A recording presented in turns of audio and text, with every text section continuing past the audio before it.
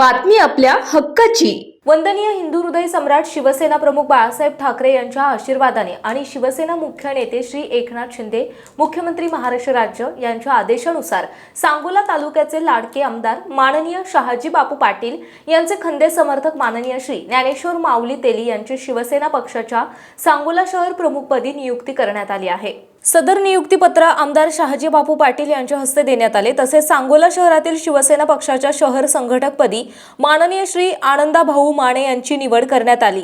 सहसंघटकपदी अरुण पाटील यांची निवड करण्यात आली। तसेच शिवसेना शहर समन्वयक म्हणून अरुण बिले आणि शहर सहसमन्वयक म्हणून अच्युत फुले यांची निवड करण्यात आली। सांगोला शहर शिवसेना उपप्रमुखपदी सोमेश्वर यावलकर, अस्मीर तांबोळी, विजय इंगोले, सुनील धतिंगे, गणेश माळी, महेश कदम यांची निवड करण्यात आली। प्रसिद्धी प्रमुख म्हणून आनंद छोटू दौडे यांची निवड करण्यात आली। सदर निवडीबाबत सांगोला शहरात सर्वत्र नूतन पदाधिकाऱ्यांना शुभेच्छा देण्यात आल्या।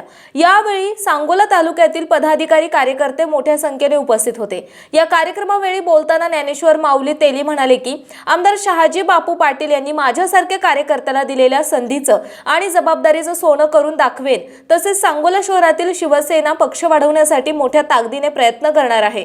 सर्व शिवसेना पदाधिकाऱ्यांच्या सहकार्याने शहरातील नागरिकांच्या अडीअडचणी सोडवण्यासाठी मी कायम कटिबद्ध राहीन असे आश्वासन यावेळी दिले।